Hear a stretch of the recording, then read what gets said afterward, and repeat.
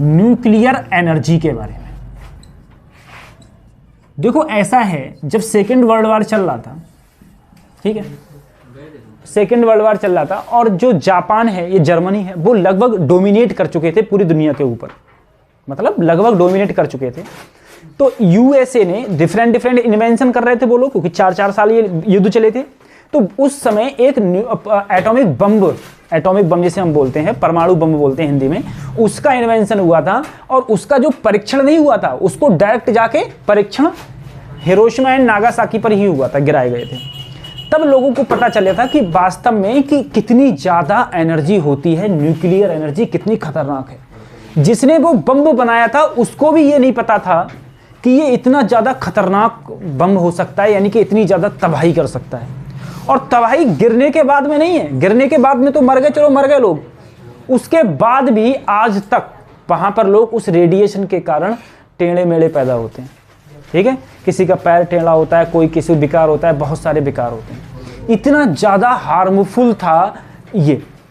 अब इसको क्या करा, जब इन्होंने देखा यार इतनी ये एनर्जी है, इसमें इतनी एनर्जी है। अब साइंटिस्ट लोग क्या होते हैं, उनका तो बस एक ही काम है, ऐसी एनर्जी को खोजो, जल्दी से एनर्जी को खोजो, ठीक है। एनर्जी को बहुत ज़्यादा चांस रहते हैं।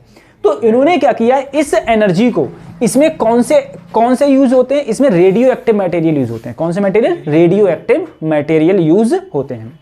रेडियो एक्टिव मटेरियल से sir alpha beta gamma rays निकलती हैं, ठीक है। जरूरी नहीं है सर अल्फा बीटा गामा तीनों निकलती हूँ, किसी से अल्फा बीटा निकलती हैं, किसी से गामा निकलती हैं, किसी से कुछ निकलती हैं, ठीक है। लेकिन alpha beta gamma rays, radio active material से अल्फा बीटा गामा रेज निकलती हैं। तो न्यूक्लियर एनर्जी को बेसिकली 2 पार्टों में डिवाइड किया गया। पहला था तुम्हारा न्यूक्लियर फ्यूजन और दूसरा था तुम्हारा न्यूक्लियर फ्यूजन, ठीक है। हिंदी में बोलें तो इसे बोलते हैं नाभिकीय विखंडन, और इसे बोलते हैं नाभिकीय संलयन।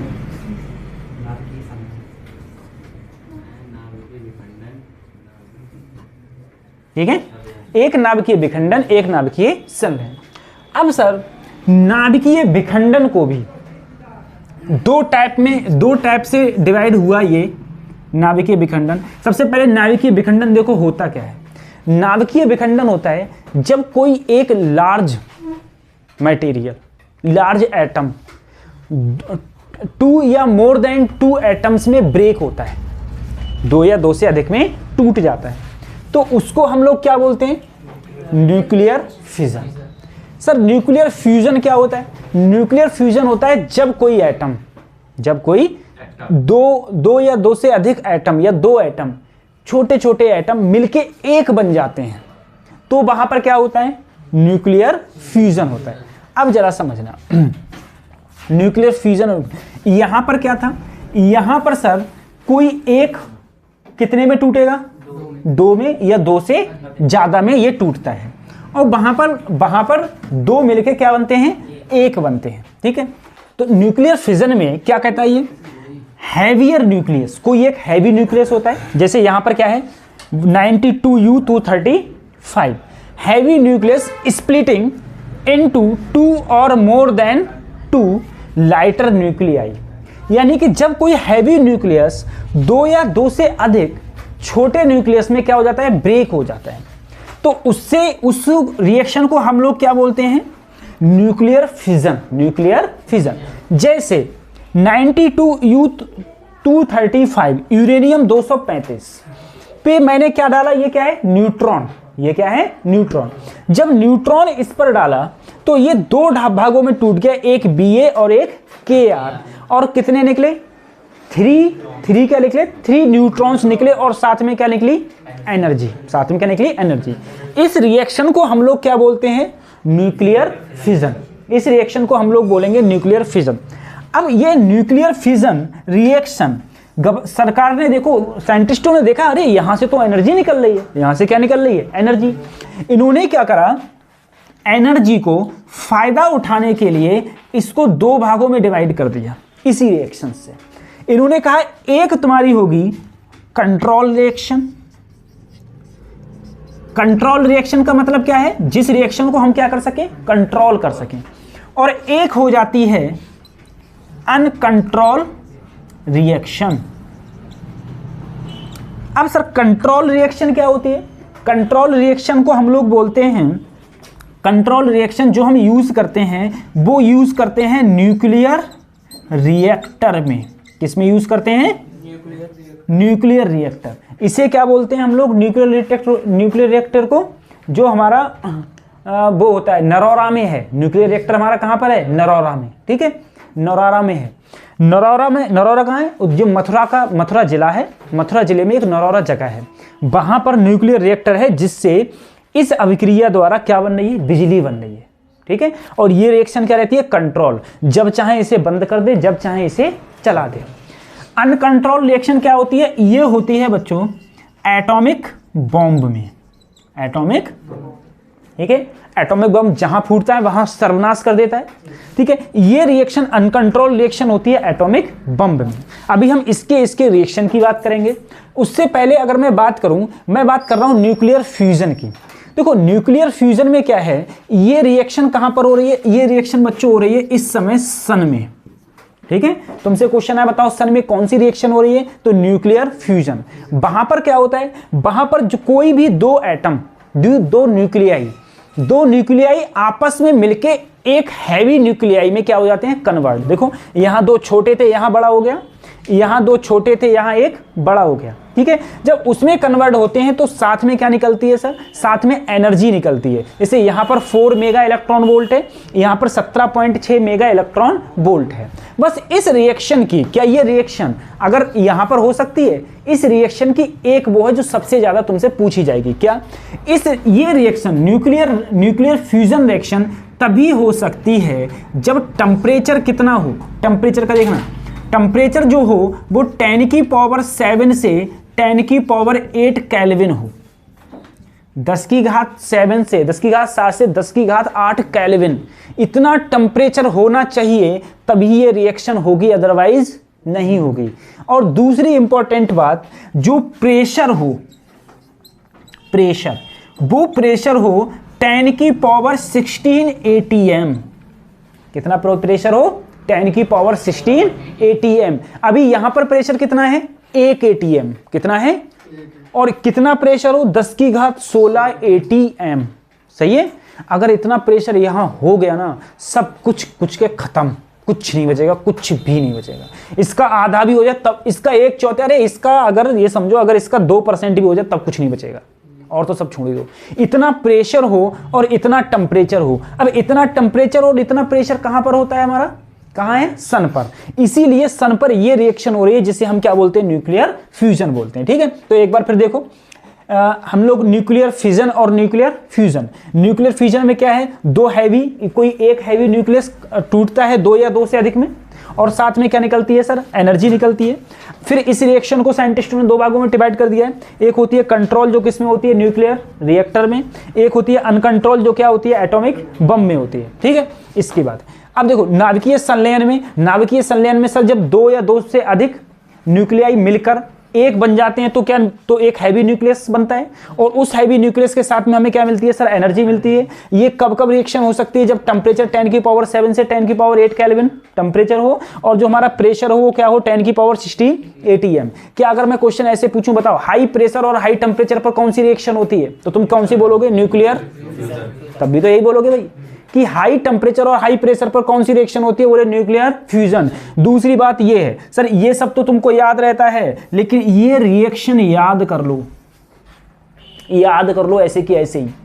ठीक है, इसमें कोई फार्मूला नहीं लग रहा, इसे याद कर लो, क्योंकि क्वेश्चन में तुमसे ये पूछ लेगा कि यूरेनियम 235 पे जब मैंने 0N1 डाला तो बताओ, नीचे 4 ऑप्शन दिए होंगे, बताओ क्या निकला? तो जैसे क्रिप्टॉन है, क्रिप्टॉन एक जगह क्रिप्टॉन दे रखा हो, एक जगह एल्युमिनियम दे रखा हो, एक जगह ऑर्गन दे रखा हो। ठीक है, तो तुम्हें पता होना चाहिए कि क्रिप्टॉन होगा। ठीक है, और ये भी पता हो यहाँ पर 36 है, यहाँ पर 89 है, यहाँ 56 है BA पर, और यहाँ पर क्या है? 144 है। ये भी तुमको पता होना चाहिए। ठीक है, और तुम्हारी बोलो कंट्रोल रिएक्शन या control chain reaction, chain reaction. दूसरी जो तुम्हारी थी अनकंट्रोल चैन रिएक्शन। अब बताओ अनकंट्रोल चैन रिएक्शन कहाँ होती है? एटॉमिक बम में। ये कहाँ होती है? न्यूक्लियर रिएक्टर में। अब सर देखो इसका समझो, तुम जरा समझो। मान लो अभिषेक है, अभिषेक के 8 बच्चे हुए, 8 लड़के, ये भी देख लो, ठीक है। अब उन 8 के 4 हुए, फिर उनके 4 हुए, फिर उनके 8 हुए, ठीक है। मतलब ये भारत सरकार की कोई नीति मान ही नहीं रहे, हम 2 हमारे 2, ठीक है। ये कह रहे हैं हम 2 और हमारे 16 है ना, भारत सरकार की नीति। क्यों? क्योंकि इनके मन में बस एक ही चाह थी कि मुझे कैसे ही गांव का प्रधान बनना है ना। तो ज़्यादा से ज़्यादा बच्चे होंगे तो ज़्यादा से ज़्यादा वोट होंगे, ज़्यादा से ज़्यादा वोट होंगे तो किसी से आगे वोट भी नहीं मांगने पड़ेंगे, भाई साहब हमें वोट दे दो। उससे पहले ही उससे पहले ही प्रधान बन गए, ठीक है। देखो ऐसा दावत में भी नहीं बुलाया जाएगा बेटा, दावत बुलाया जाएगा तो बस से भी तो काम नहीं चलेगा फिर, ठीक। 3-4 बजे चलो अब हम लोग बात करें इस चीज को, जरा समझो। सर सबसे पहले मैं अनकंट्रोल रिएक्शन की बात करूं, जरा देखना इधर देखो। सर ए बच्चों, यूरेनियम है ये मेरा, जिसे मैंने कहा यूरेनियम 235, इस पर एक 0N1 पड़ा। क्या पड़ा? 0। तुम्हें पता है 0N1 पढ़ने के बाद में सबसे पहले मुझे बताओ एक मोल में कितने एटम होते हैं? एक मोल में 6.023 इंटू 10⁻23 माइनस नहीं प्लस का 23, 10⁻23। बहुत हो गए। कितने हो गए? बहुत। बात समझ में आ रहा है? इतने हो गए कि जितनी इस पृथ्वी पर आदमी नहीं है उससे लाखों गुना ज्यादा बता रहा हूं मैं, ठीक है। लाखों नहीं बल्कि करोड़ों अरबों गुना ज्यादा, ठीक है। इतने एटम हो गए। अब एक क्या हुआ देखो ना, अब सोचो तुम, एक क्या हुआ, एक न्यूट्रॉन आया, उसने किसी एक को हिट किया, तो इससे कितने न्यूट्रॉन निकले बच्चों? देखो इससे न्यूट्रॉन निकले सर 3। कितने निकले? 3, ठीक है। ये न्यूट्रॉन। अब इसका तो खेल खत्म हो गया। एक ही का तो खेल खत्म हुआ है, अभी तो बहुत हैं। अब ये तीनों किससे टकराएंगे? दूसरे न्यूक्लियस से। भाई दूसरे न्यूक्लियस से टकराएंगे। नहीं समझ में आ रहा है? कोई एक न्यूक्लियस थोड़ी नहीं है, 10⁻23 न्यूक्लियस है। मान लो अगर एक एटम है, एक वो है मोल है, एक मोल में 10⁻23 है, एक से टकराए तो 3 निकले, ठीक है। अब ये किससे टकराएंगे? 3 से। किससे टकराएंगे? अब ये 3 से टकराएंगे तो फिर उनसे भी कितने निकलेंगे? और फिर ये किससे टकराएंगे? सर ये तो वो हो गई ना, हम तुम्हारी मदद कर रहे हैं, तुम आगे 3 की मदद करो। हाँ, MLM बन गई, ठीक है। MLM मल्टी, तुमसे ये एक प्रकार की क्या बन गई? MLM चेन बन गई, ठीक है। अब सोचो हर एक से एनर्जी निकल रही है, और बच्चों जो यहां पर जो ये है, ये बहुत कम टाइम में, इतने कम टाइम में ये रिएक्शन होती है, बहुत कम टाइम में, ठीक है। और एकदम से क्या होता है? ब्लास्ट होता है, एकदम से एनर्जी रिलीज होती है, एकदम से ब्लास्ट हो जाता है और सब कुछ क्या हो जाता है? फिनिश, ठीक है। बहुत तेज रिएक्शन है ये, बहुत तेज रिएक्शन। ऐसा नहीं कि धीरे धीरे हो रही है, ठीक है। तुम्हारे घर की नहीं है खेती, बहुत फास्टली होती है और एकदम से क्या होता है? भारी एनर्जी निकलती है, और जब वो पड़ती है इतनी एनर्जी निकलती है कि उसके आगे जितना चीज होती है लोहे तक पिघल जाता है, तो आदमी तो छोड़ ही दो, ठीक है। और ये nuclear reactor, radio active material, इससे जो रेज निकलती है ना, वो जिस इंसान के पड़ जाती है वो इंसान गया, ठीक है। जहां जहां तक पड़ती हैं वहां तक गया। उसके बाद में ये जो मटेरियल, ये जो चीजें होती हैं, ये और भी चीजों में बस जाती हैं और वहां पर रेडियो एक्टिव एक माहौल क्रिएट कर देती हैं, ठीक है। उस रेडियो एक्टिव माहौल क्रिएट करने की वजह से बाद में अगर सही भी हो जाता है कि 10 साल बाद 20 साल बाद भी, तब भी वहां पर वो रीजन रहता है, वो रेडियो एक्टिव रीजन रहता है। और रेडियो एक्टिव रीजन रहता है यानी कि उसके आस पड़ोस में सब में कौन सी हैं, अल्फा बीटा गामा रेज हैं। जब वो रेज निकलती हैं शरीरों से तो वो भी डीएनए को क्या डालती हैं, इफेक्ट डालती हैं, जिससे कि वहां पर बच्चों में अनुवांशिकता पाई जाती है, यानी कि बच्चे खराब होते हैं। ठीक है, गढ़मुक्तेश्वर साइड होता है वो, उसमें बम फैक्ट्री है ना, वहाँ पे हुआ था, एपीजे अब्दुल कलाम आए थे उस टाइम पहले। पता नहीं, अब देखो नहीं वो चीज़ें अलग हुई होगी, वो चीज़ अलग होगी। ठीक है, अब देखो बच्चों, ये क्या हो गया, अनकंट्रोल रिएक्शन।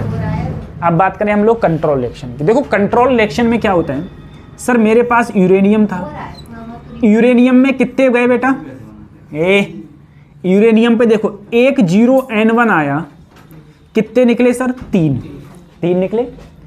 अब क्या हुआ, 3 में से 2 एब्जॉर्ब कर लिए, एब्जॉर्ब का मतलब खत्म, तो कितना बचा, 1 बचा।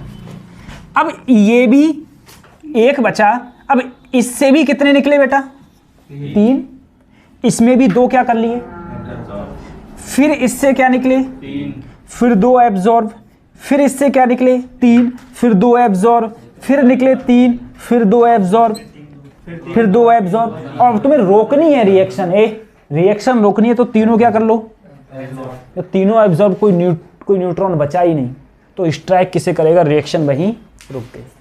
सही है, यहां पर इस रिएक्शन को हम क्या बोलते हैं, कंट्रोल चेन रिएक्शन। ये क्या होती है, हमारी अनकंट्रोल चेन रिएक्शन। ठीक है, ये होता है। दूसरी चीज देखो, अगर मैं रिप्रोडक्शन फैक्टर की बात करूं, रिप्रोडक्शन फैक्टर की, ठीक है, साला मुझे क्या देख रहा है तुम लोग? एक गधे, रिप्रोडक्शन फैक्टर। देखो रिप्रोडक्शन अगर फैक्टर की बात की जाएगी, यहां पर रिप्रोडक्शन फैक्टर ग्रेटर देन 1 होता है।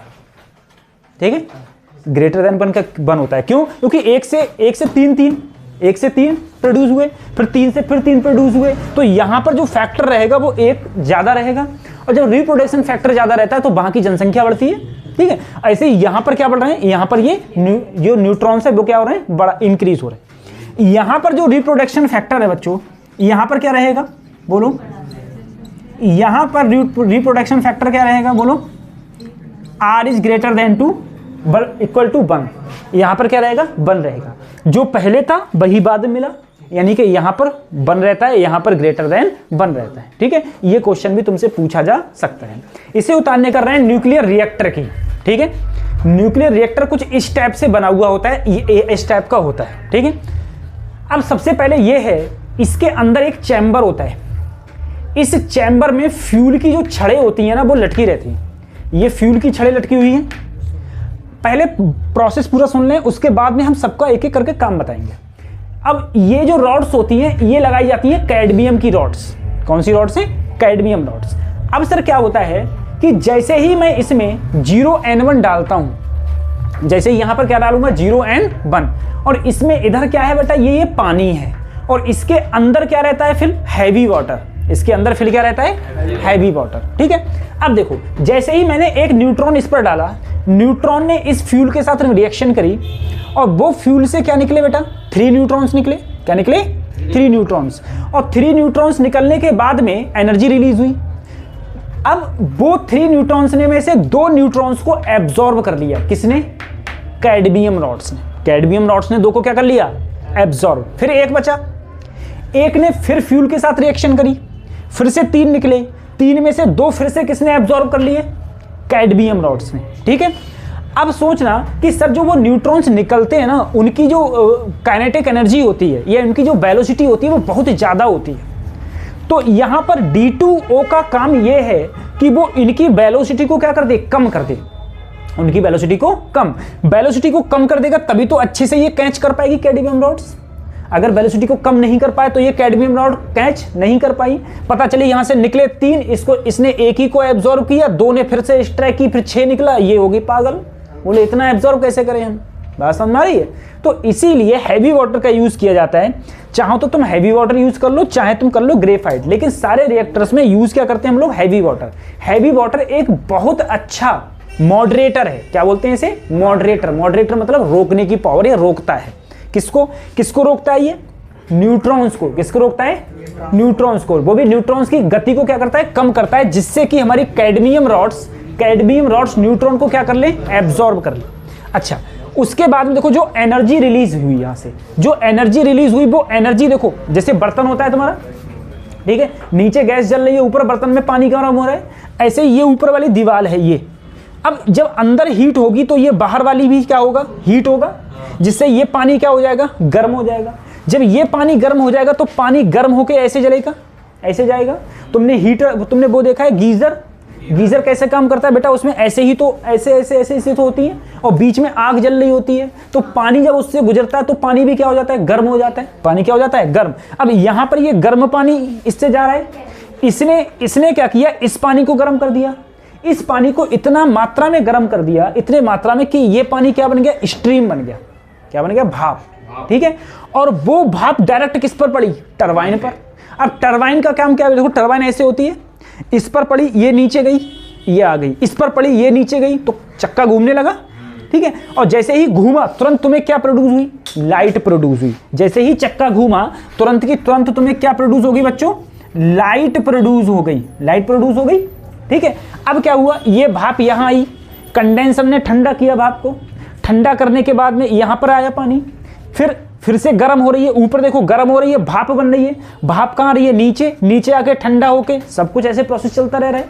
और यहाँ पर रिएक्शन से एनर्जी रिलीज होती जा रही है, एनर्जी रिलीज हो रही है। वो एनर्जी कहाँ पहुंच रही है? इस वाटर में।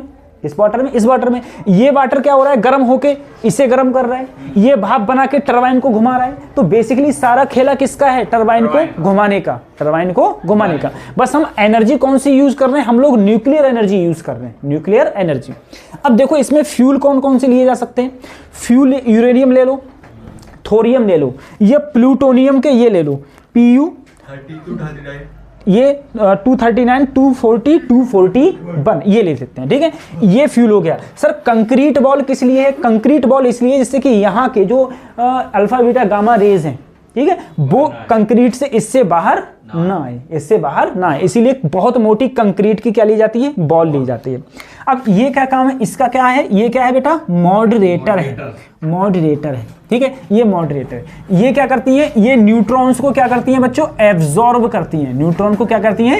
एब्जॉर्ब्ड करती है। न्यूट्रॉन को ये एब्जॉर्ब करती हैं। ठीक है, और यहां से टरबाइन घूम रही है तो तुम्हें क्या मिल रही है? लाइट मिल रही है। अब क्वेश्चन क्या पूछा जाएगा? क्वेश्चन ये पूछा जाएगा, बताओ मॉडरेटर का काम कौन करता है न्यूक्लियर रिएक्टर में? तो मॉडरेटर का काम कौन करता है? मॉडरेटर का काम क्या है? न्यूट्रॉन की काइनेटिक एनर्जी को कम करना, या उनकी वेलोसिटी को क्या करना? कम करना। ठीक है, अच्छा कैडमियम रॉड्स क्या काम करती हैं? न्यूट्रॉन को क्या करती हैं? एब्जॉर्ब करती हैं। एब्जॉर्ब, तभी तो कंट्रोल रिएक्शन रहेगी। न्यूट्रॉन को ये एब्जॉर्ब कर रही हैं। ठीक है, ये चीजें याद करनी है। सर फ्यूल कौन कौन से भरे जाते हैं? या तो प्लूटोनियम, थोरियम, या फिर क्या भरा जाता है? यूरेनियम भरा जाता है। ठीक है, तो ये न्यूक्लियर रिएक्टर बस इतना सा है, इसी टाइप से तुमको याद करना।